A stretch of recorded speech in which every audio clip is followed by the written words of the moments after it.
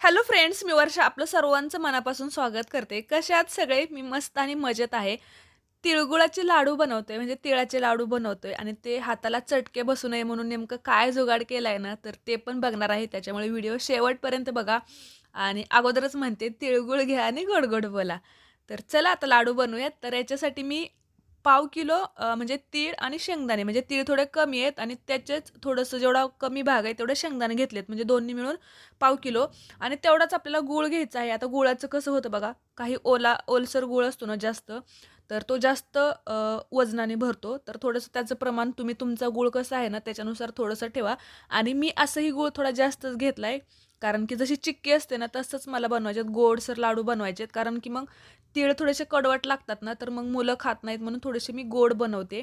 थोडे चिकट होतात पण ठीक आहे, कारण की गोड बनवायचे आहेत. नंतर मी अजून एकदा बनवणार आहे, त्यावेळेस मग असे बनवल.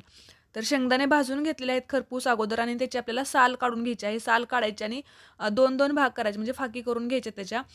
ते छान लाडूमध्ये दिसतात आणि खायला पण टेस्ट खूप छान लागते. तसं करून घेतलेलं मी आणि पाकडून पण घेतलं.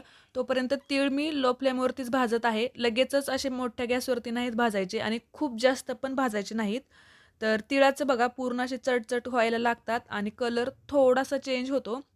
वास पण छान येतो बघा असा, की लगेचच तीळ पण काढून घ्यायचे. तीळ, शेंगदाणे भाजून झालेले आहेत. आता कुणी-कुणी काय करतं, की शेंगदाणे ना थोडेसे ओबड-धोबड म्हणजे असे मोठाड कुटतात मिक्सरला, असं नाही का एकदाच फिरवायचं आणि जसे काही मोठा भाग असतो, काही थोडीशी पावडर बनते.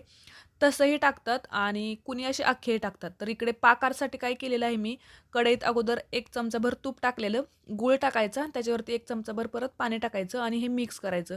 कंटिन्यू हलवायचं. आपल्याला पाक करून घ्यायचा आहे याचा. खूप कडकही नाही पाक करायचा किंवा फक्त वितळलाय आणि लगेच टाकायचं असंही नाही करायचं.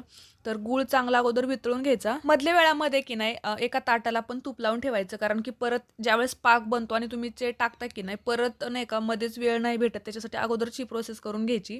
आणि पाक बनत आलेला आहे, तर तो पाक कसा चेक करायचा ते पण सांगते. सोप्पा आहे. खूप ह्याला जास्त असं काही वेगळं नाहीच आहे. पटकन होतो. चांगलं ज्यावेळेस बघा असं फेसाळ ज्यावेळेस होतं की नाही, त्यावेळेस थोडंसं पाण्यात टाकायचा पाक आणि बघायचं असं हातावरती त्याची गोळी होते आणि चिकटत पण नाही हाताला, अशी पाहिजे आपल्याला. लगेचच गॅस बंद करायचा, कारण ओव्हर कुक नको व्हायला पाक याच्यासाठी. आणि लगेचच तीळ टाकायचे त्याच्यात आणि मिक्स करत राहायचं. लगेच शेंगदाणे पण टाकायचे. तर तुम्हाला जसं आवडतात ना त्याच्यानुसार तुम्ही करा. काही जण अर्धे तीळ थोडेसे वाटतात पण, म्हणजे प्रत्येकाची वेगळी पद्धत असते आणि तिळाचे लाडू ना खूप वेगवेगळ्या प्रकारामध्ये मोडले जातात. त्याच्यामुळे आणि याच मिश्रणाची तुम्ही चिक्की पण बनवू शकता. जसं की मी बघा, थोडंसं नाही का गूळ जास्त टाकायचं म्हटलं गोड करायच्यात म्हणून, आणि हा थोडासा ओलसर गूळ होता त्याच्यामुळे अजून ते थोडा जास्तच झाला. त्याच्यामुळे असं थोडंसं चिकट झालंय. पण लाडू खूप छान झाले होते आणि टेस्ट पण खूप छान झालेली होती. पण हे असं झाल्यामुळं एवढं चटके बसतात हाताला, कारण की गूळ ज्यावेळेस किंवा साखरेचा पाकाला हात आपण लावू शकत नाही. तुम्ही ते पाणी लावा, काही करा, चटकेच बसतात. आणि मग तुम्ही एखादा चमचा असतो की नसं गोलाकार चमचा असतो ना, त्याने पण तुम्ही असं माप घेऊ शकता आणि मग थोडं सोपं पडतं आणि थोडं थंड पण होतं. तर अशा अगोदर जेवढं आपल्याला लाडूचं साईज असते ना तेवढं कट करून घ्यायचं. आणि माझ्याकडे स्कूप होता आईस्क्रीमचा, तर त्याने मला खूप सोपं गेलं हे. पटपट त्याचे आकार झाले आणि हाताला थोडंसं तूप आणि थोडं पाणी लावलं की थोडंसं गोल-गोल केलं की एकदम गोल गरगरीत लाडू झाले.